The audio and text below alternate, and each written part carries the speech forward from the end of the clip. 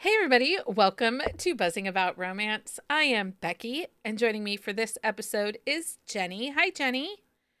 Hey, Becky. And Heather. Hi, Heather. Hello. I almost said Leah because Oh, I nope. don't I'm like Heather. it's Heather, it's not Leah. Um, so Heather, Jenny Hmm. is home off the Yeah. heels of Authors in the Bluegrass. How was it for you? It was really great. I had a very enjoyable time. I was able to see everybody I wanted, and I was pretty much in and out in a few hours. That's nice.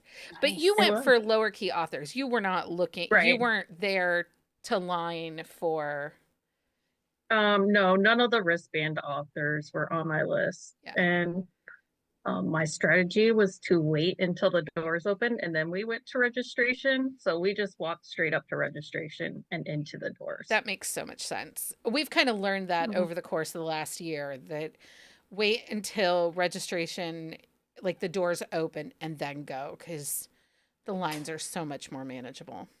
Yes. Great. Um, Heather, did you do anything exciting this weekend? We did apple pressing with some hockey families today. We made homemade apple cider. Okay. Hmm. I That know. feels very like Minnesota. It was we were out in the garage and all the hockey boys. It was fun. Yeah. How fun. I know. So I think what's hard, like you kind of get this with hockey romance, but we spend from like October to March with these people like multiple times a week. So they become like your family. You see them all the time. Yeah. So it was fun. Fun. Hmm. That sounds Yeah. How did great. the apple cider taste? So it Good. tastes like very, very fresh apple juice. And so then she had like, there's like fireball, like not for the kids, obviously, but to put the cinnamon, she puts like like the little cinnamon. Oh Red my God. Oh, Hots? the Yes. candies? And that worked. And so we just came home, we got like a couple gallons and then, or like a gallon or whatever. And I just put cinnamon sticks in there to kind of make it a little bit, Yeah. but it was good. Okay, so if you're in the mood to bake, Mm-hmm. take Granny Smith apples, slice them up. You could Mm-hmm. half them, core them, half them, put them in a baking pan, sprinkle red hots on top of them, and then pour a can Oh, of cherry 7 Up on them and bake them. yum. They will be the most delicious baked cinnamon apples you've ever had in your entire life. I Jenny's like, you're love insane and doesn't believe me. Yes, that's exactly. Yeah, I'm like, not sure. It I do love cinnamon apples though. They're like my favorite. I when I was a kid, one of my uncles worked for like a food distributor and they had Hmm. these baked apples in a jar. They were so yummy. And it was a highlight when he would send us a case. And then the company, went out of business, dissolved, whatever. Um, so I had seen a couple years ago, I saw that recipe. Gosh, it's probably 20 years ago, I saw that recipe with the apples and the red hots and the cherry 7 Up. And I'm like, no way. It was so good. It was so good. Just bake them in the oven. They get I'm like gonna try it. they don't they get sugary and glazed from the cherry 7 Up has to be the regular, not diet. And then with the red hots, you get that like sugar coating on them. Hmm. It's Hmm. so yummy. I'm down. Jenny doesn't believe me. It's fine. It's fine. How my kids do it. I'm not a baker. Um okay. So I think it was Gretchen asked over in Discord for something cozy. She wanted us to define something cozy and Hmm. I didn't really look hard, but I wanted to talk about the term cozy because we're seeing this come up a lot in front of subgenres, right? Like there's Hmm. always been the cozy mystery subgenre. That's existed. Yep. We've had the Stephanie Ivanovich, the chocolate chip cookie murders, like uh, lots of things have cozy mysteries. Like we've seen those for at least the last 25 years, right? But now we're seeing it in front of other things. Cozy fantasy, cozy monsters, cozy, what else? I don't know. We talked about cozy fall reads. Mm-hmm. I think what by putting the word cozy, I think it gives a couple of things, right? It makes you realize that it's probably going to be a low entry, low angst read. You know, Yeah, if I say a cozy monster, it's not quite a rom-com, but it's not as heavy as like an Omegaverse. that would make sense. Yeah. Um, and so I think that like it doesn't mean that they're less spicy. I think it just means that less intensity to the I guess storytelling. when I think about like cozy, I think like Hallmark fall, like, Yeah, no one's hollow. dying. Yeah. You think about like a small town with the leaves and, maybe apple pressing or, you know what I mean? So like the low angst would make sense. But not all small towns are going to be cozy reads, No, right. right? I mean, because some are going to Correct. have. So, like, I wouldn't say Winterville by Carrie Elks is a cozy small town romance. It has Hallmark vibes, but there's a lot of emotion, a lot of angst. You get a lot in those books. Um, I wouldn't even say Maggie Gates, her Falls Creek Mm-mm. is Oh not no. cozy. Nope, I Um, wouldn't either. but Erin Nicholas, I think her Boys of the Bayou might be considered cozy. Maybe. I know that like Rebecca Gallo, her Minotaur books, it's not hardcore into the monsters. We're not getting these big giant world building, huge descriptors. It's a cozy monster. I think that Monster Pucker that I read last year, that Mhm. was the Yeti and the Krampus hockey team players. That was cozy monster. Like we got some world building, but it wasn't super chaotic. Like I wouldn't say CM Nacosta's Morning Glory Milking Farm is cozy monsters because that's some pretty intense stuff that she deals with in those books. Yeah, I feel like it's the angst and maybe the involvement of other people. I don't know. I would Yeah, even I feel like it's kind of like a TV show that you can turn on and like not be fully like engaged in it. So like you don't, Mhm. it doesn't take a lot of brain power to, yeah. yeah. Mhm. It's So a feel good. feel good. Yep. So that's kind of why we're seeing cozy. I think it's just a way to kind of say feel good but not rom-com. Yeah. So that's what cozy means. If I didn't answer your question exactly, Gretchen, just send me a DM and let me know and I'll fix it. Um, so on this episode of Buzzing About Romance, we are diving into the topic that is both close to our hearts and also incredibly important: mental health. In honor of October being Mental Health Awareness Month, we're talking about romance book that, in our opinion, offer incredible representation of mental health challenges and triumphs. But Mhm. I need to caveat this. Even though we're saying these are good mental health books, it might not be the book for you at this Mhm. time, and you might have responded differently to it. You might have different expectations. I think when we get to mental health and how it's viewed and our lens in which we view some of these things like anxiety, social phobia, depression, even eating disorders and stuff like that, addiction, all of our own lived experiences are going to affect um how Mhm. we view these stories. So it could I'd be agree. anxiety, depression, PTSD, other struggles. These stories remind us that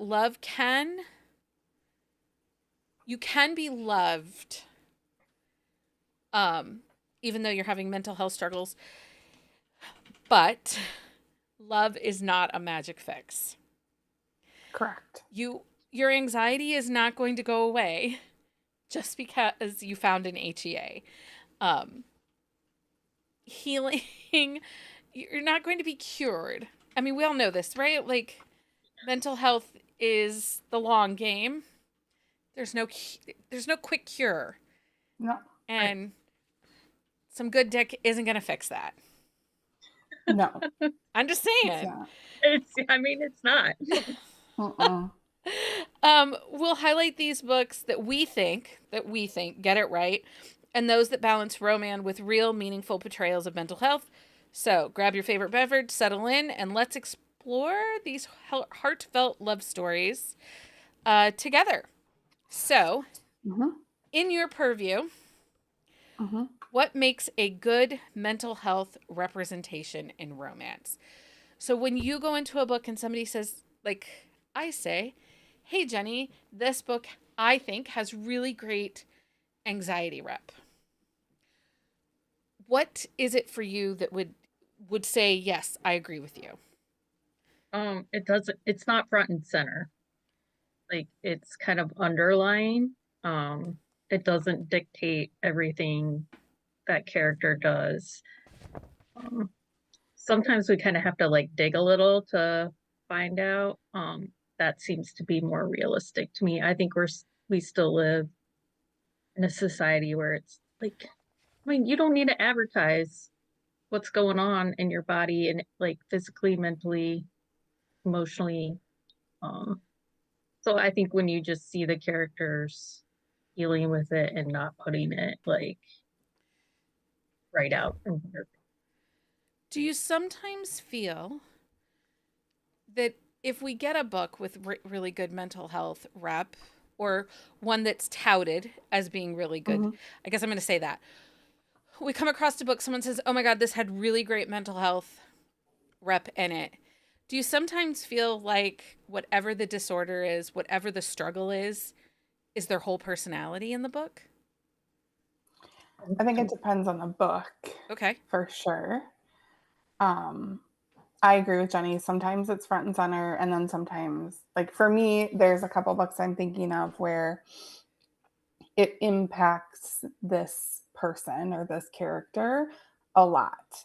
And like maybe they have multiple mental health disorders.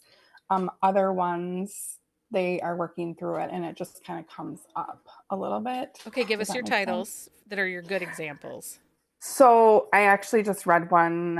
It came out this week. It's called Easton by Riley Hart, and it is book 2 in the Swift Brothers series. And Easton is the second born.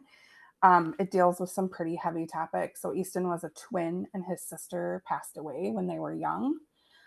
So he was dealing with his sibling's death, and his dad is a horrible human. So he has severe PTSD and depression and anxiety. Like it's all, and it really sort of encompasses him, and it makes sense because you when you're 10 years old and you experience something like that, and you don't have a supportive parent in the situation that doesn't help you get mental health support or like therapy, anything. And so he is living with this, and Archer comes along and he loves him through it. And it wasn't until Easton was like, I need help, then Archer was like, yes, you do, and then got him help. So to me it was like it was front and center, and he didn't feel like he deserved to be loved, and Archer helped him realize like he did deserve to be loved. Okay. Um, so Heather, when you go into a book and you're like, yes, that had great mental health, what is it for you that you're seeing in those books that makes you feel that? I think that everyone handles their mental health differently. And I think sometimes people start by handling their mental health maybe in a way that isn't super healthy. And I think having them figure out the way to health, like be healthy and work through their mental health. Yeah. I enjoy that because I think that journey isn't the same for every person. Sometimes it's therapy, sometimes it's meds, sometimes it's letting go of like toxic people, or you know what I mean, like Yeah. making big changes in their lives. So I think it's different for everyone. I don't like seeing someone, for lack of a better term, like being like ditzy and being like, oh, I have ADHD. I really don't like that. Yeah. I get bored with it's sometimes used as a plot point, Hmm. like Yep. to get us through something, like, oh, I'm sad, so now I'm depressed. And Hmm. then, like, but there were not necessarily signs in the beginning of the book. We just need it to create like a needy moment or something. And it's like, I don't like that. It feels convenient. And I don't ever feel like mental health should be described as a plot point. Um, Very. it shouldn't be a catalyst, to make the hero show up and be swoony or something like that. I just, I don't know. It that bugs me a lot. And I do think that there are some authors within their books that it becomes a plot point, a marketing tool. Oh, this is my character um with anxiety and depression, and I wrote this whole book for them. Okay, that's great. But why do you keep talking about it? Like the whole selling point for your book is my hero has anxiety and depression. Okay. Hmm. What else about them? Because most of us are living with something, right? Hmm. And we are still functioning humans, working every day, um, Yeah. caring for our families, caring for our pets, caring for our parents. Um, and it doesn't define us. You have to learn to work within your own issues, right? Right. And Right. how Jenny might handle her if she has anxiety, like how one person does it doesn't mean someone else is going to find the Right. same success. Yeah. When I I'm have a whole having a bad bag day, here. yeah, Jenny has a plethora of diagnoses. We don't got time for that. But like when I'm having a bad episode, when I'm feeling depressed, I shut everybody out. I just go really radio silent and quiet and I sleep. And then I have to force myself, or Mike has to force me to be like, okay, great, you've had a couple hours. Let's get it together, sister. You got stuff going on. And he's not wrong. He's not wrong. Um, you know, so but it's not the whole plot to our relationship. Mm-mm. You know, we didn't, I don't know. I've just read too many where it becomes a plot point instead of And I would agree. Like I've read adding somewhere depth. like said like, oh, suddenly they're depressed. Like you can be depressed without having depression. Yeah. Hmm. Yep. Um, yeah. So Yeah. That's the thing. Depression looks very different than just being depressed. Right. Right. Um, have you ever come across a story that you don't think was respectful of mental health? You don't have to name a book or anything like that. But when you come across that, is that a point in which you DNF? Or do you just let it go? Um, I will name mine. I really struggled with Pen Pal by JT Geisinger. Yeah. I didn't read it. Did you think that was really great mental health? that whole book was, Yeah, I I don't didn't know, think it was like that book bothered me. it played into every stereotype. It played into every you know, I mean, I'm still stuck on the broccoli aliens. Like that could be my own issues, but yeah, I would agree. I mean it's not a romance, but she is a romance author and lots of people categorize it like that because spoiler alert you guys, I'm going to spoil this. They die and they're together in the afterlife. Hmm. I haven't read it, It's so not a romance. You don't need to read it, Heather. I'm saving you. Yeah, I don't think you'd like it, Heather. Um okay, so favorite book that showcases mental health in romance. Do you have an author or a book that you always go to when you're like, this is top? Go ahead, Jenny. What do you got? Allie Styles, like she mm, has it down. And she's been very open with her own mental health struggles. And again, this could be personal to me, like they just reflect my own lived experience with mental health. But pretty much all of her books have some element where one or more characters have mental health disorder. Yeah. What about you, Heather? Do you have an author or a book that you think is like cream of the crop, tops of tops? I actually have a series that I was thinking of, and it's sort of like an overarching. So there's depression, anxiety. It's the Bears hockey series by Kelly Jamison, and Yeah. she pulls in some hockey players that have dealt with some pretty big, heavy things, including grief, and them coming together. And I think having mental health is hard for everyone, but I think for men and especially professional athletes, for them to come forward and talk about their mental health. And so I think she does such a really great job of talking about it and how the male main characters kind of work through their mental health Yeah. and like That, how they support one I didn't another. I even think think that's about great. that series, but that's an excellent series. Hmm. Um, It's really good. and I think this author is a little lighter on romance, but Abby Jimenez, she Hmm. really deals a lot with emotional and mental health in her books. I mean, she brings you through it. Um, dealing with things like infertility and grief, love after loss. Her latest book, Just for the Summer, really talks about therapy and how hard it is and doing the work and all of that kind of stuff. And she does a really great job. But I'm going to be really honest.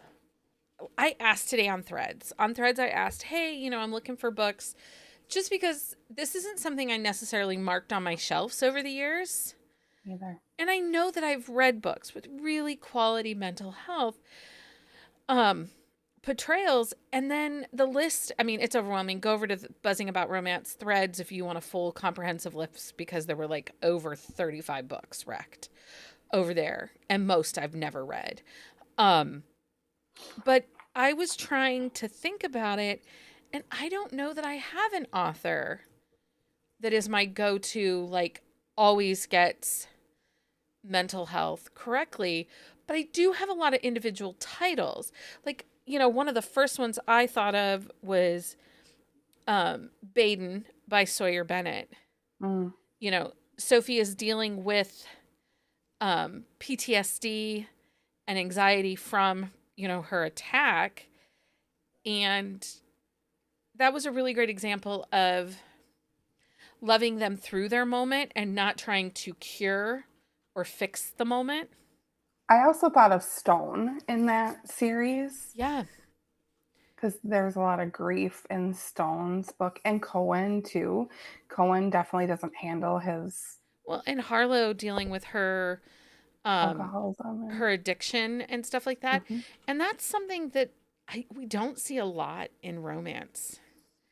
We Is it don't. dealing with addiction or even life after addiction and how you manifest your life post addiction?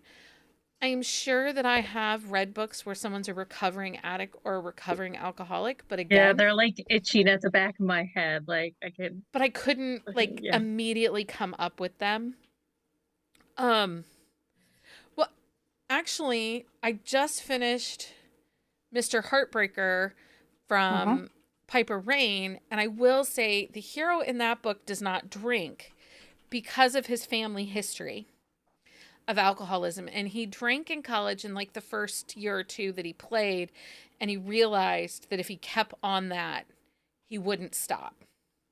So now he's a soda water and lime kind of guy, which I think And is It's really well done because there are many people mhm. that live in that, you know, I'm not an alcoholic, but there is a family history and there are things and I could easily become kind of thing.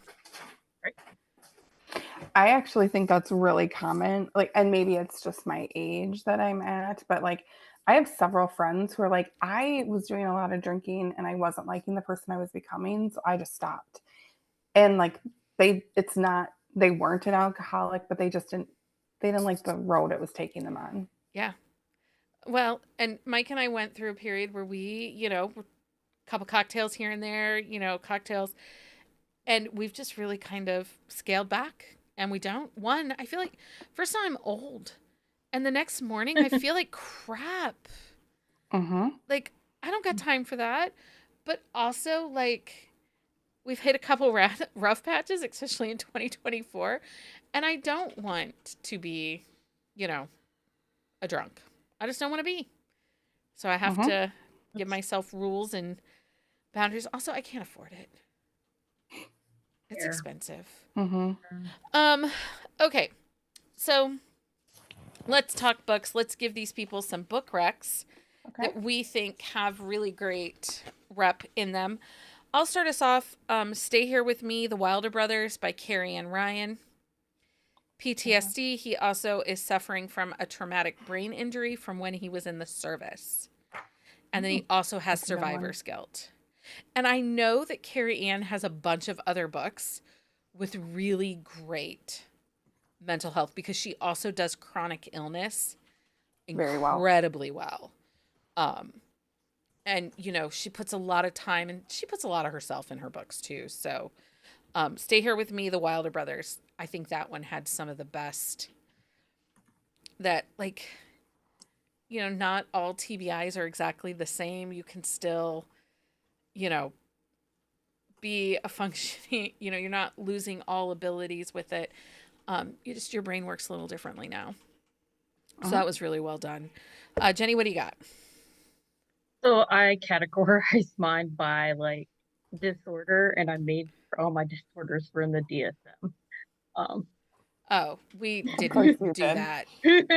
I right? may have also used the DSM. That would be because we're nerdy Yeah. like Seriously, that. at 6:15, I was on my couch making my list. This was not my most productive day. So We're also nerds, like sort of in the field. anyway, Yeah. have at it. Okay, so for depression, I have Night Shifts Black, and that's Night Shifts Black, book number one by Allie Stiles. And that is actually her debut book that she published. And it is not like But it's not really a romance. it's there's romance, there is an HEA. It is not written to the rules of romance.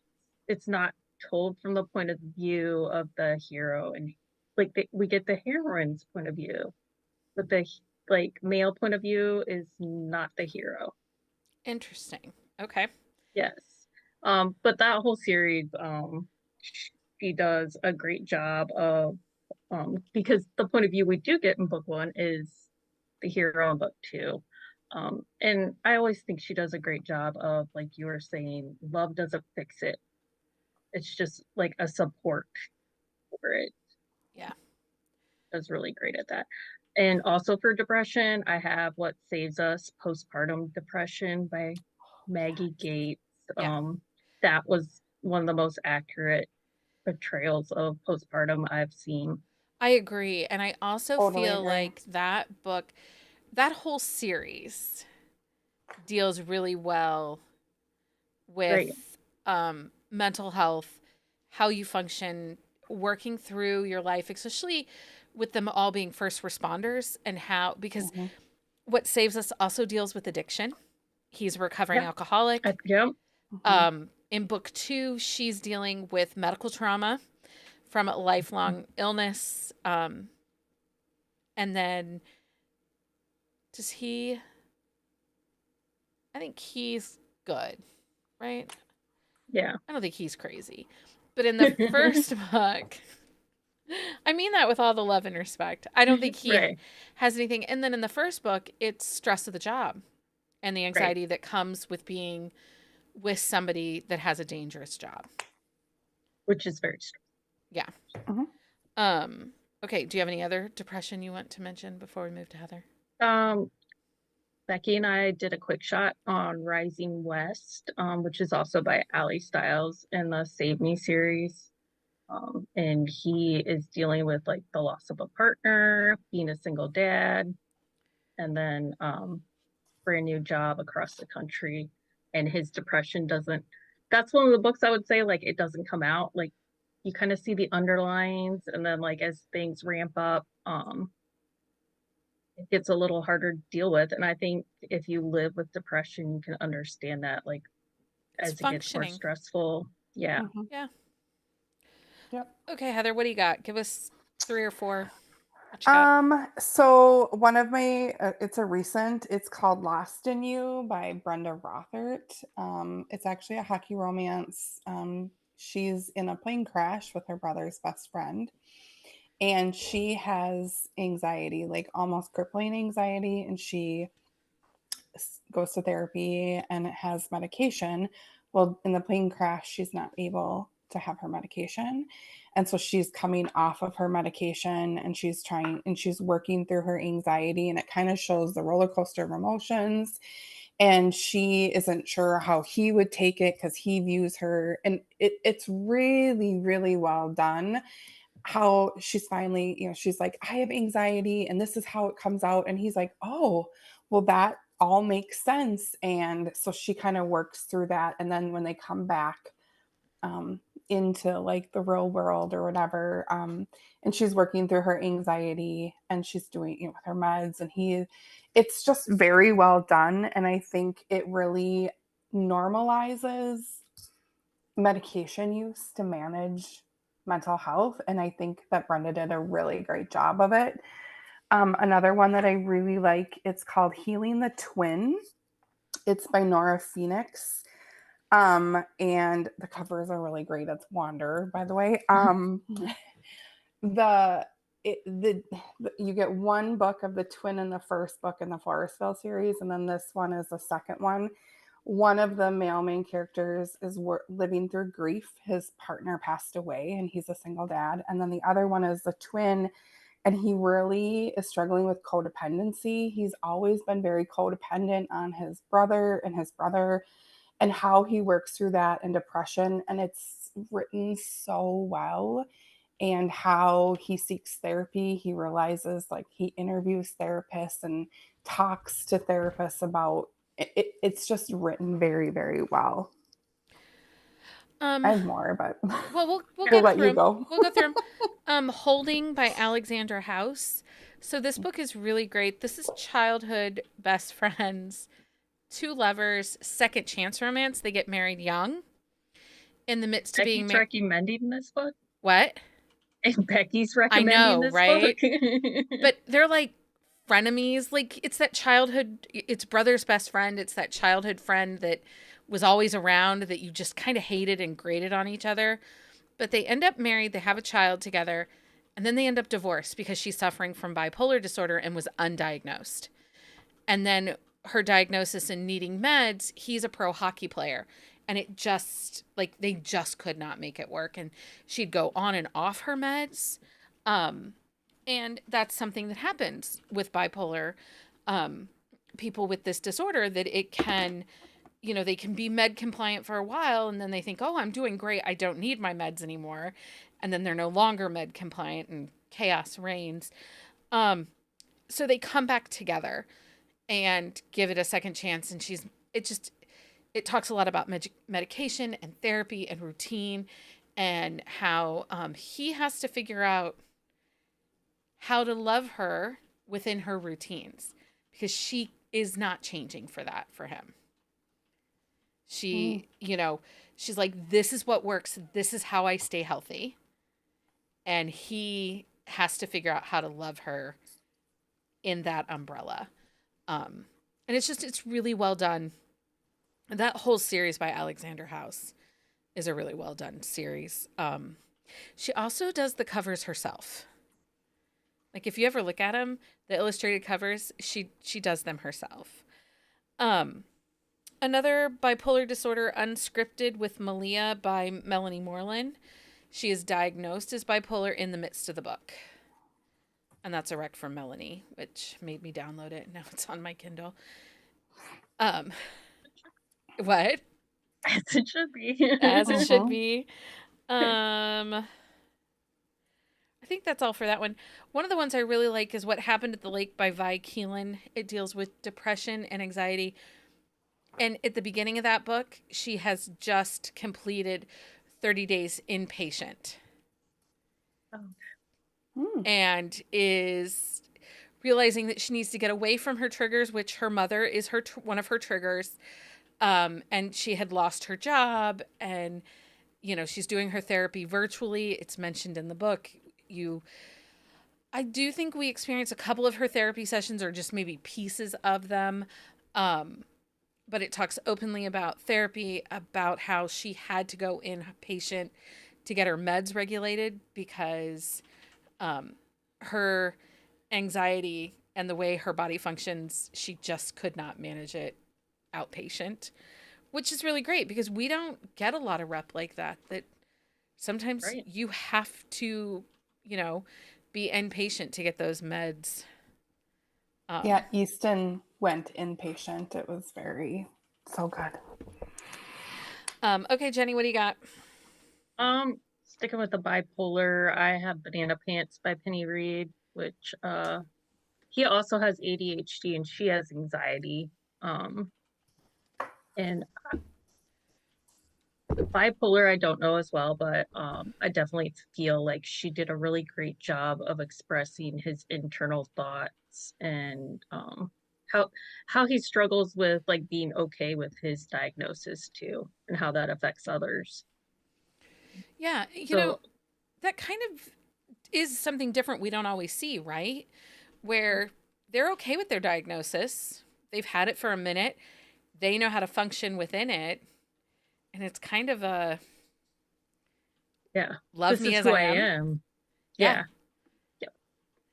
And also for bipolar, I do not think that we ever see the diagnosis, like the specific diagnosis in the book, but he's inpatient as well, and she is like a volunteer at the place that he's inpatient, called Hoping for Hemingway by Kelsey Kingsley. Um, it's an age gap. She's older, and it's it's just a really emotional, like they're both, because she's older, she's struggling with like being single and older, and he's struggling with like family history of mental illness and what that means for him. and no icks because he's impatient and she's there in a No, professional because capacity. she is a volunteer and they do not like participate in anything why he is in the hospital. And like he actually is in the hospital when they meet. He leaves. That's when they start having a relationship. Okay, Like shortly after, it's definitely like friends. They build up to it. And he goes inpatient again, and there actually no contact when he is inpatient. interesting. Interesting. What do you got there, Heather? This is gonna shock no one, but I have a few ones. Easton's Mail Mail. I have Cayenne's Focus. It's Miss by Misty Walker. It's part of the Briggsbury Bay. Um, there is They get that grief, one.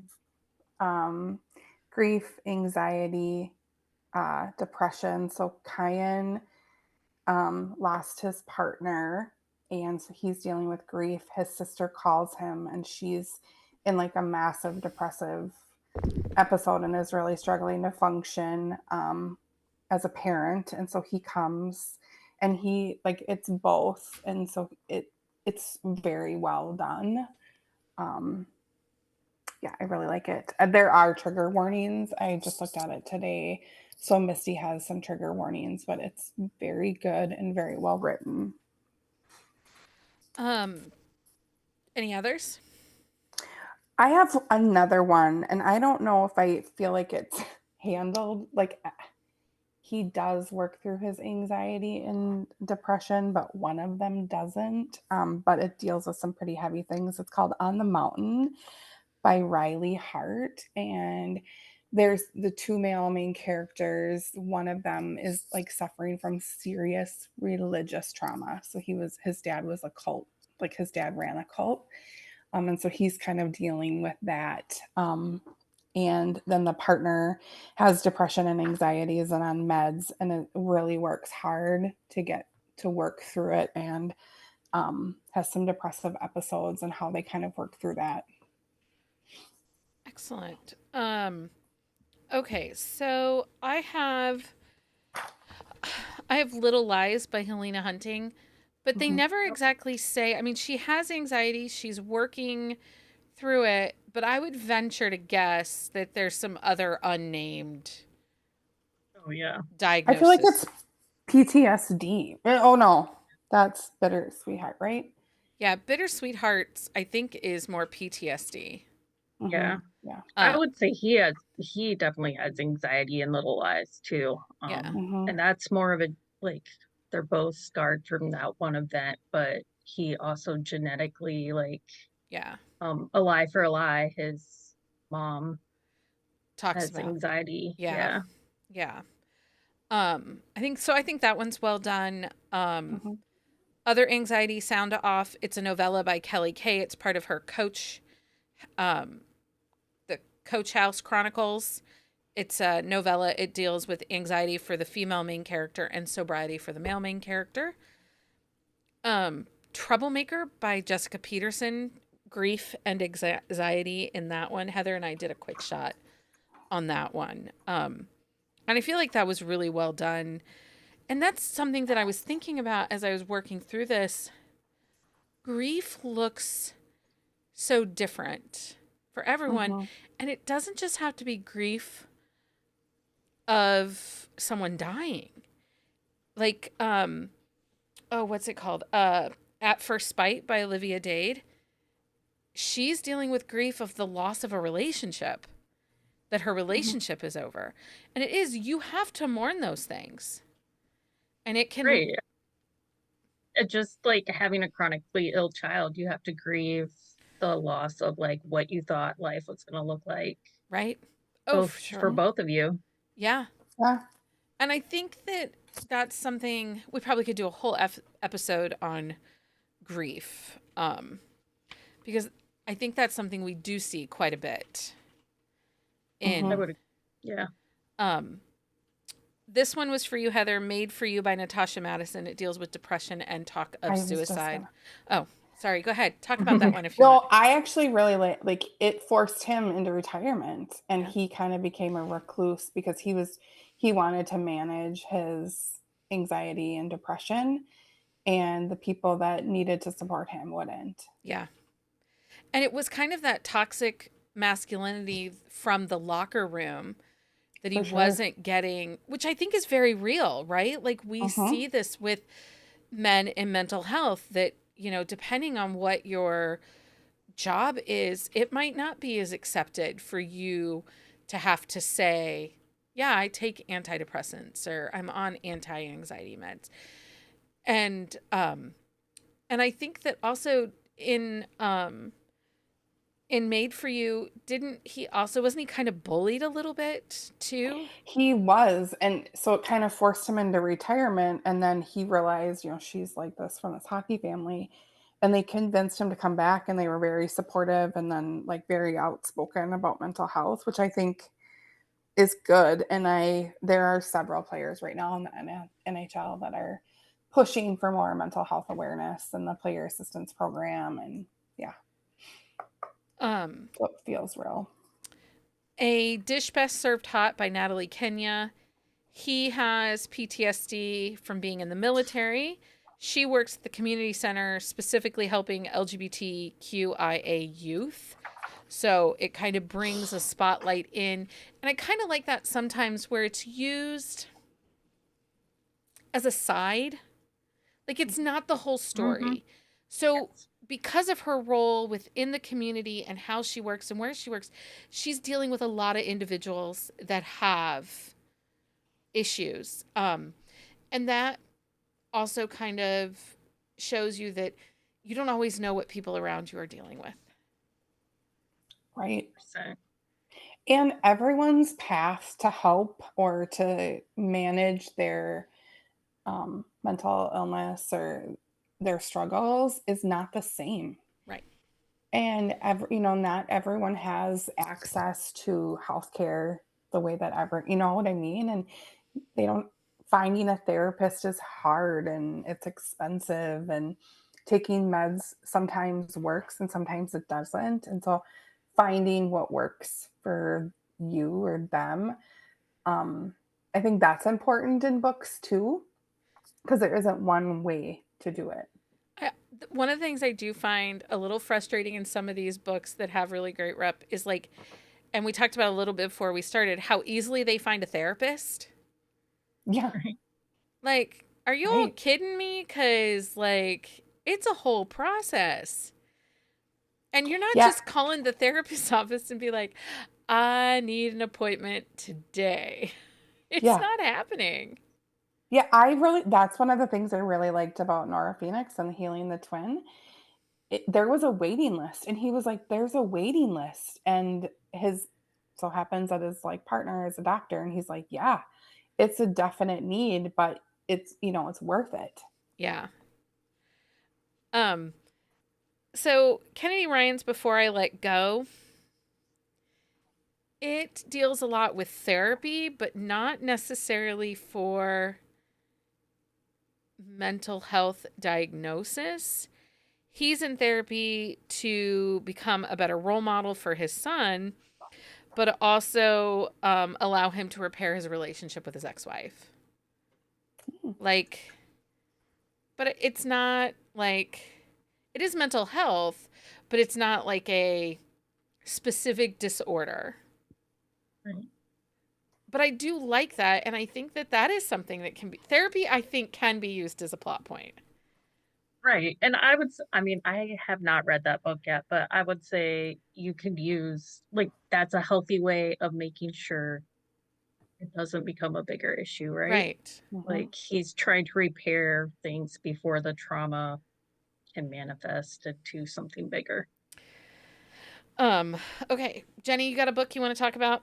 Just throw books out, you guys. We are Okay. in it. I I have a couple for autism spectrum disorders, Imperfect Chemistry, the Imperfect series by Mary Frame. I think she's also an author that does mental health correctly. Um, I didn't even think about books with like um, Autism. autistic yeah. main characters. And I also have Perfectly A- Adequate by Julianne. Mm. Um, he's a doctor. She's like she is in I think she's a patient of his soon to be ex-wife. And he is the one on the spectrum. And it was I don't always love Julianne's writing. Like she can write all across like everything. But I love this book. Um, Maisie Eddings does a really great job with autism spectrum disorder representation. Um, she had her dentist book. The hero in that book is absolutely autistic, and it's they're in dental school, like oral surgeon school, so like intensity of school, but The like Yeah. rigidness. Yeah. what? Need the The, schedule. the rigidness. Yeah, the rigidness of it and stuff. Well, I'm gonna say Riley Hart again. She writes some really great um, boyfriend goals. One of them is very on the spectrum and very very rigid. Like the opening scene is him talking about getting like waking up in the morning, and he has a routine in the morning, and then getting dressed, and it was like, whew, right out of the gate, you were like, "Hi, you are definitely." Or definitely. I think it's hard to find women represented with autism. Um, and The Girl He Used to Know by Jarvis Graves, it's not a romance. I know it's not a romance, but it is very good. And I really like it. It's written very well. I would say I know a lot of people will say Chloe Lisi or Talia Hibbert, and I think they do fine. I think they do fine. Um, I I struggle sometimes with both their books. I know that both of them have different books that have characters on the spectrum. I struggle with them a little bit. I think for Talia Hibbert, it's the writing style that I struggle with. And for Chloe, I just her books aren't for me. But I do like she has Ever After Always, which is a marriage in crisis book, and it deals with anxiety and it shows some very real life things that can happen when you're in the midst of a panic attack and some of the whole body issues that can happen, like it talks about impotence and lack of sexual drive.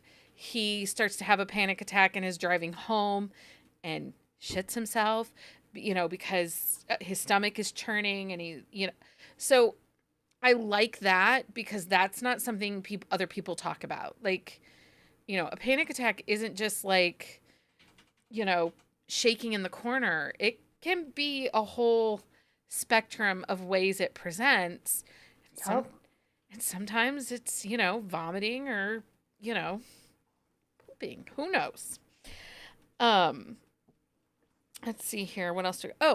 So we talked earlier before we started that we don't see a lot of OCD rep that's well done in books.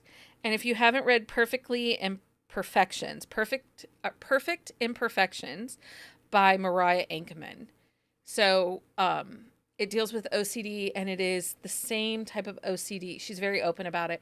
Mariah talks about how she was diagnosed late in life with OCD, and the heroine in that book has the same kind of OCD that Mariah is living with. And so that was just incredibly well done.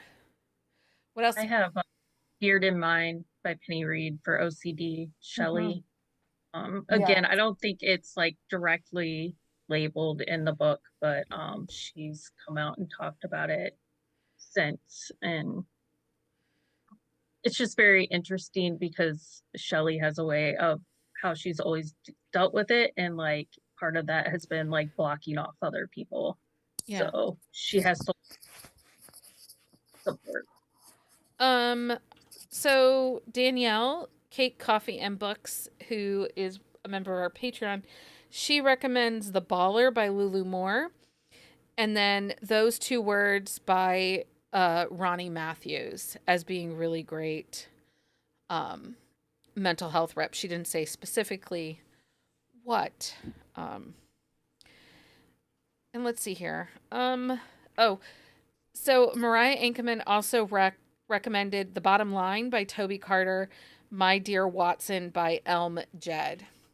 I, again, went ahead and just added them to my Kindle today because I love Mariah's voice, and she is a huge advocate for disability rep and that, talking about her voice and her stories and how love doesn't fix everything and how important it is to remember that, disability deserves to be treated with respect and kindness. So I think if she's recommending a book, we probably should take notes and listen. I agree. Heather, you got any others over there in your... I don't, and I, like you, I haven't really done a great job of like shelving them or tracking them, so I changed that for 2025. I've already worked on my tracker, but when I went on to Goodreads, people Twisted Emotions by Cora Riley was on there. I've read that multiple times. I can kind of see PTSD, anxiety. Another one that was mentioned was For the Fans by Nyla Kay. I've read that, but I don't know. Yeah. I don't feel like it did, but I think it's all subjective. Done and Done by Leonore Solis, Anxiety and Depression, and he has it. I And like if that. you guys haven't read Leonore, when I did the episode for Hispanic or Latinx Heritage Month, and I had Natalie and Angela and Carla on with me, and I asked them, I said, what author are people sleeping on that they don't realize has an amazing voice and Natalie Kenya, who we all love, right? Like, she is top tier. She's like, Leonore Solis, why are people not reading her? And I don't know if you know this, she designs all her own covers too. She knew she couldn't afford to do the covers she wants to do, so she taught herself how to make the covers she wanted. But I do like her books. She loves a slow burn, though. These are Jenny books. These are not necessarily Heather books. That's fair. These are Jenny books. Like, True Connections, slow burns, like a lot of friends like a to True lovers. Connection too, but I do like it when they get there faster. Right. Jenny likes the journey. I do. That's like, I do feel like that needs to be a sticker. Jenny is here for the journey. Heather's here for the jump. For the spice. Um, Jenny, do you have any other books that we? Yeah, I have quite a few actually. For Addiction, Where We Go Wrong by Kelsey Kingsley. Oh my, that was a rough book for me. It is a romance. It ends in an HEA. You got to get through some stuff. Like the hero actually like introduces the heroine to drugs, and then they both have to go through their own journey of getting clean. So they're an active addiction. Yeah, Interesting. through most of the book. So, Interesting. Wow. I also have Selective Mutism. For The Sound of Silence, ML Philpott. Trauma caused her mutinism. She only talks to her sister. But then we kind of. Jill Ramsauer has one. Jill Ramsauer has Silent Vows. Yeah, Silent Vows is a selective mute. And actually, the daughter in Natalie Kenya's book, A Dish Best Served Hot, the daughter is nonverbal. So, which Yes. I'm trying to think. I feel like there's something else we read. It must be the Jill Ramsauer book that I'm thinking of. I feel like there was something else we read where someone was selectively mute. Is there maybe a Katie Robert, one of her Desperate Measures books? Her villain. I don't know. Anyway, it's fine. Okay. Any others that you must get out? I have at least one. Go. For PTSD, Guarding Shadows by Hazel James and Allie Stiles. They wrote it together. And Hazel James, like her husband is a veteran and struggles really hard with PTSD. So she was in this book, it's a rock star and her bodyguard, and he is a veteran. And I also think The Refuge by Susan Stoker. I think all of the heroes or all the people in that series, one of them has some PTSD from service and stuff, I think. And it deals heavily with therapy, doesn't it, in that series, Heather? Yeah, I was also thinking Creek by E.M. Lindsay and Nora Phoenix. They're both amputees, and so they're dealing with PTSD. One of them, amputee, was in the service, and one was a civilian. Interesting. So, okay. We cut Jenny off. Sorry, Jenny. Sorry, Jenny. Oh no, that's fine. I like that. His PTSD. You don't have to be in the military to experience PTSD. You do not. You do not. You do not. Okay, so I wanted to add this because I felt like this was really important, just to make sure that we're being responsible advocates here. If you or someone you know is struggling with mental health, you are not alone. Help is available. In the U.S., you can call or text 988 to connect with a trained counselor at the Suicide and Crisis Lifeline. Whether you're experiencing mental health crisis, emotional distress, or just need someone to talk to, support is available 24/7. Don't hesitate to reach out. It's okay to ask for help.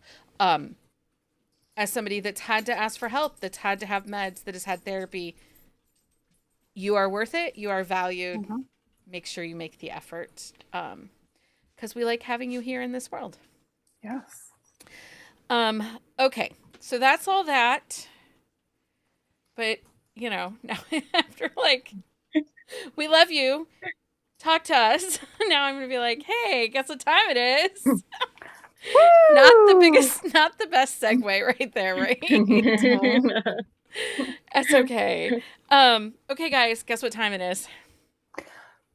It is time for Book of the Week. Episode 1572 that I still don't have an echo. Someday. Jenny, what's your book of the week? My book of the week is X Marks the Spot by Hazel James, which this is completely different from the other book. It's in the Smarty Pants Romance Universe, Teacher's Lounge, book number 3.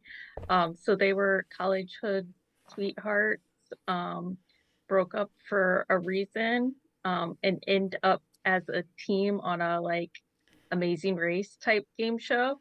Ooh, Yeah. Okay. It's a very mac and cheese read, but it like they're traveling the world, like eating and trying to figure out how things went wrong in college. So Fun. it nice. was fun. Fun. Heather, what is your book of the week? I read Claim by Anna Hackett. It is the final book in the Fury Brothers series. I literally sat down on Friday night and I finished it that same night. It's a pretty quick read. Girl on the run. He protects her. There's a little bit of an age gap. Serial killer. Found family. All the things that I love the most, and in New Orleans. So it Fun. was really good.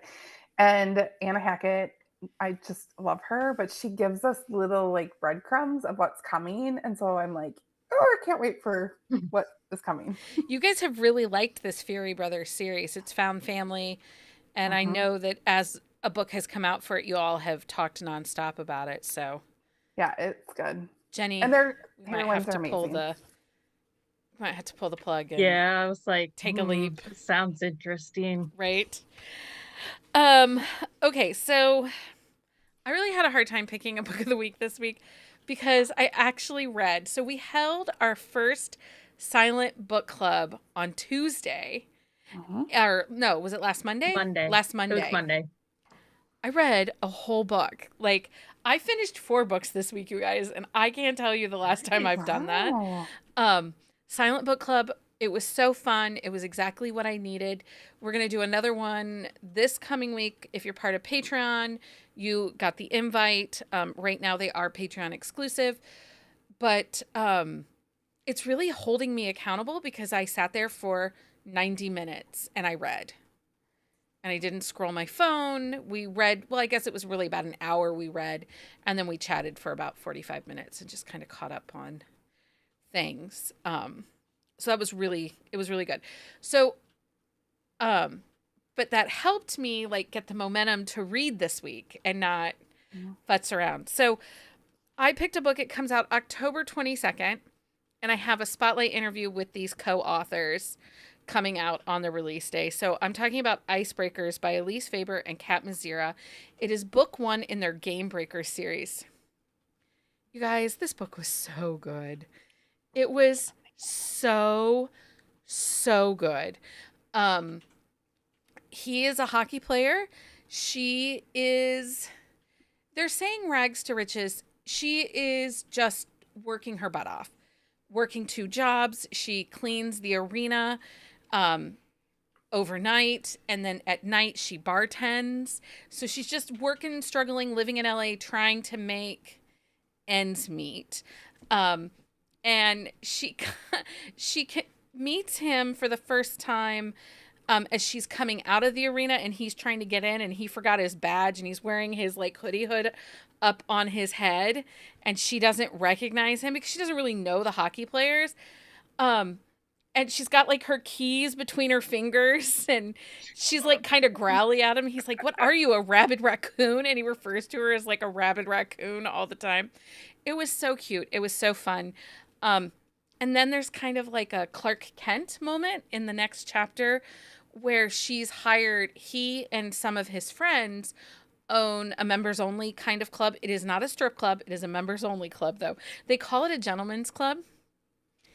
And when I read gentleman's club, I thought strip club. It is not, though. Yeah, It's I just would like too. a membership club kind of thing. Like in Bridgerton, how they have like the yes. where they go like Okay. Which Yeah. I guess those are kind of popular out on the West Coast because I went looking because I was curious. It is He's kind of like, how do I get into? well, no, it's like hear the me Elks. out. Can you imagine a mom's club? Now think about when your kids are little. You go to a house, everything is clean, there's snacks, there's Wi-Fi, Right. and then all the moms, pick up after themselves because they're moms. And then you just pay, and then nobody knows where you are. You're just at this club and Right. you don't talk to each other. Does So that sound now amazing? it reminds me of like the Moose or the Elks here. Like Oh yeah. you have a Okay. membership fee, you go, but no crazy rituals or anything like that. So They own this club, and she's a bartender at the club, and she doesn't recognize him, and he does not recognize her at first. And then she recognizes him, but he still doesn't recognize her. Anyway, it's just really good. There are 4 friends, and what keeps them together is they played hockey together in college. I'm just talking all over the place on this book. Anyway, just read Icebreakers by Elise Faber and Kat Mazzira. I was super impressed, and I really loved it. Yeah, I was, yeah. I just didn't know if I was going to love it, but I did. So, because you never know, right?